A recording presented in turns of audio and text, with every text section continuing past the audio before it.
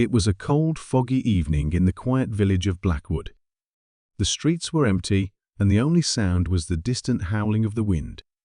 Inside the old, creaky mansion on the hill, a single candle flickered in the study. Its dim light cast long shadows on the walls, revealing the lifeless body of Sir Reginald Blackwood, a wealthy and reclusive man. Detective Arthur Lane, known for his sharp mind and unshakable calm, arrived at the scene. His assistant, a young and eager constable named Thomas, followed closely behind. The local police had already cordoned off the study, but they were at a loss. Sir Reginald's death was no ordinary one. The body lay slumped over the desk, a pool of dried blood beneath his head. A single gunshot wound to the temple suggested suicide, but Detective Lane wasn't convinced. The candle on the desk, still burning, caught his attention. It was almost entirely melted, as if it had been lit for hours. "Strange," muttered Lane, examining the candle.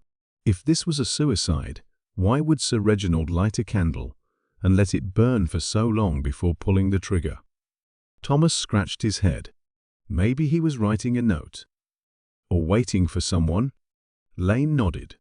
Perhaps. But where is the gun? And why is there no note? The detective began to search the room. The desk was cluttered with papers, but none of them seemed relevant.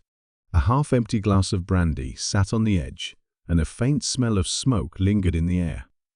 Lane's eyes fell on the fireplace. The ashes were cold, but something glinted among them. He reached in and pulled out a small, partially melted key. "What's that?" asked Thomas.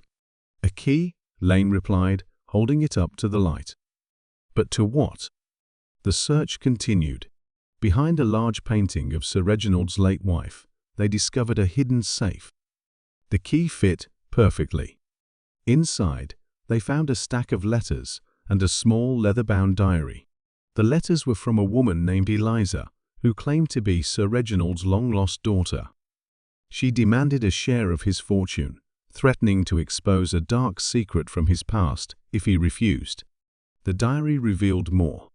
Sir Reginald had been tormented by guilt over a terrible mistake he had made years ago. He had disowned Eliza's mother, leaving her and their child in poverty. Now, Eliza had returned to claim what she believed was rightfully hers. Lane's suspicions grew. This wasn't a suicide, he declared. Sir Reginald was murdered. But who could have done it? The servants claimed they had seen no one enter or leave the study that evening. The only person who had been in the house was Eliza, but she had left hours before the body was discovered. Lane turned his attention back to the candle. He noticed a small, almost imperceptible mark on the desk, near where the candle had been placed. It was a faint burn mark, shaped like a circle. "Thomas," Lane said, "fetch me a candle from the kitchen." When Thomas returned, Lane placed the new candle on the mark and lit it. As the flame grew, he noticed something unusual. The wax began to drip in a specific pattern, forming a trail that led to the edge of the desk. "Aha!" Lane exclaimed. This wasn't just any candle. It was a timed device. Someone placed it here to create an alibi. The pieces fell into place. Eliza had visited Sir Reginald earlier that evening, but she hadn't left immediately. She had stayed long enough to set the candle and stage the scene. The gunshot had been fired remotely, using a mechanism hidden in the fireplace. The melted key was part of the plan, designed to throw investigators off track. Eliza was arrested the next day. Under questioning, she confessed. She had wanted revenge for the years of suffering her mother had endured. But her plan had one fatal flaw. She underestimated Detective Lane.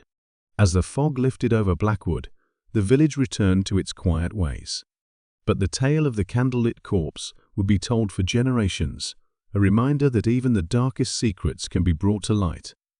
And Detective Arthur Lane. He simply lit his pipe, tipped his hat, and walked away, ready for the next mystery.